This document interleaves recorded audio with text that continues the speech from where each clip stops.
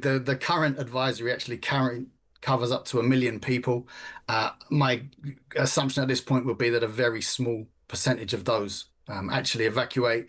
But Japan has an incredibly sophisticated detection, warning, and evacuation systems, infrastructure, and drills in place, and those were upgraded after the 2011 disaster, which killed 20,000 people. Some of those because they didn't evacuate quickly enough. Tsunami alerts are in place in Japan, Hawaii, Guam and along the west coast of the US after an 8.8 magnitude earthquake hit the eastern part of Russia in the last few hours. Advice has been issued for people to get to higher ground. Hawaii is bracing itself for the waves, which are predicted to hit in the next few minutes.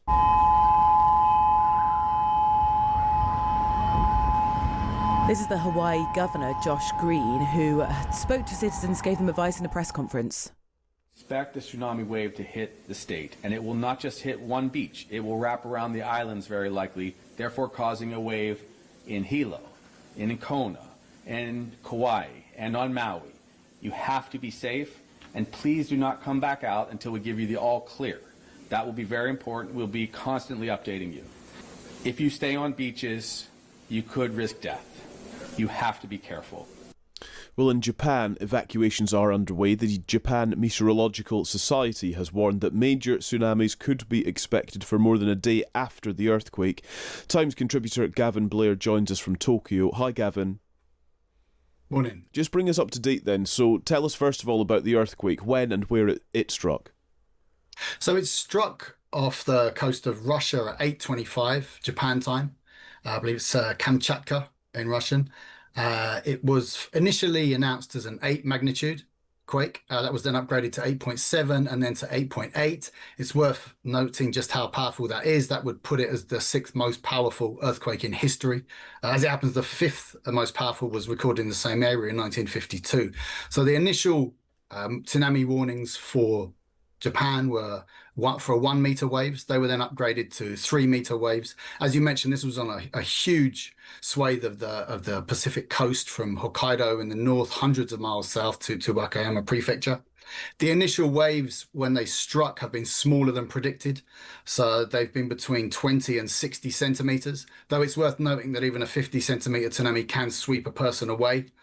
Since the huge tsunami in Japan in March 2011, Japan has certainly erred on the side of caution in terms of those warnings. So the highest predicted waves are always announced. The danger being, of course, if they keep doing this and the waves don't end up being as strong, people may end up ignoring them. Well, yes, I suppose that is the risk.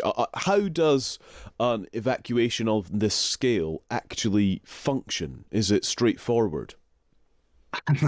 Yeah, good question. No, I mean, the current advisory actually covers up to 1 million people. My assumption at this point would be that a very small percentage of those actually evacuate. But Japan has an incredibly sophisticated detection, warning, and evacuation systems, infrastructure, and drills in place, and those were upgraded after the 2011 disaster, which killed 20,000 people. Some of those because they didn't evacuate quickly enough, or fast enough, or to high enough ground. So there are designated shelters everywhere. People certainly have been evacuating. Unsurprisingly, people in the areas that were affected in 2011 have been evacuating, sometimes to the same safe spots on higher ground that survivors used then. But it is no easy task.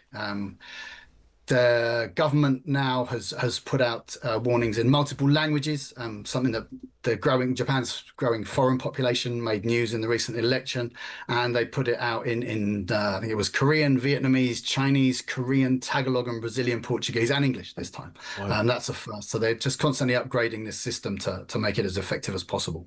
Since the earthquake and tsunami in 2011 in Japan, has infrastructure, for example, been upgraded? There was widespread damage on land. The waves devastated many coastal areas in that time, and of course, perhaps most notably, was the major nuclear accident at a power station along the coast as well. Have these things been, I suppose, evolved since then to try to prevent subsequent damage in moments like this? Certainly, disaster preparedness technology is constantly evolving in Japan. The regulations are constantly lifted and improvements are made. Inevitably, after a huge disaster like that, further improvements are made.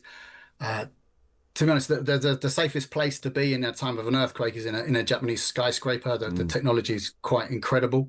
In terms of tsunamis, it's more difficult because stopping waves like that is more difficult, in fact, than earthquakes.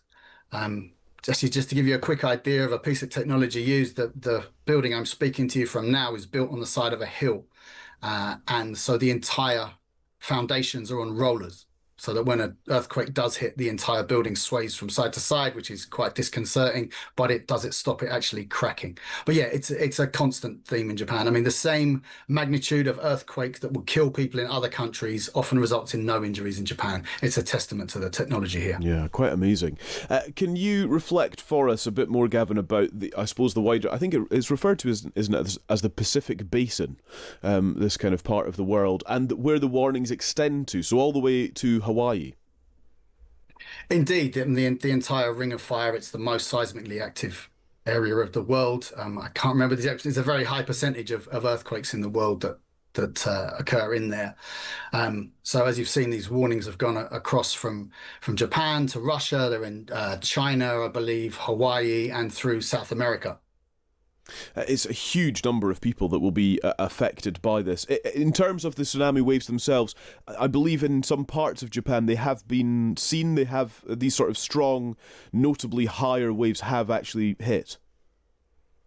They have, but as I mentioned earlier, nowhere near as high as were predicted, but that is down to these warnings going out at the top end of the scale. So I think the highest recorded was 60 centimeters. It's still waiting, it's still going to hit further places down south, but they will weaken as they go down. Still, as I said, a 60 centimeter tsunami can still sweep people away. It's not a regular wave. It's a huge surge of water. So it is far more dangerous than a regular 60 centimeter wave. And just finally, Gavin, is it possible at this point to say how long the risk will last for? When can we say that there may be an all clear? In Japan, it should be within an hour or so. The latest predictions for right down south, I believe, were for a 2:30 to hit, so less than an hour. Yeah. Understood. Gavin, that's really helpful to know. Thank you so much.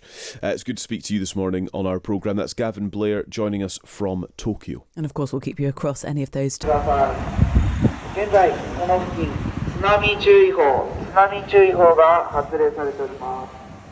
その方はできるだけ内陸方面、または高い建物へ避難してください。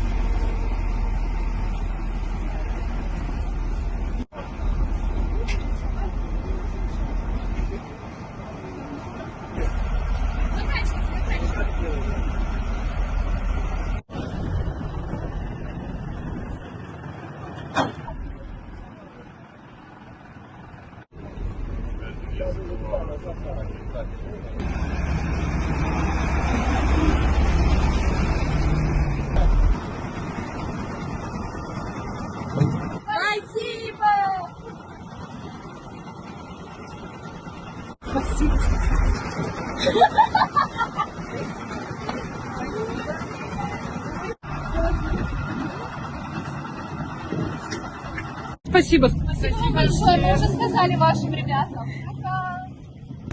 Спасибо, МЧС. Спасибо.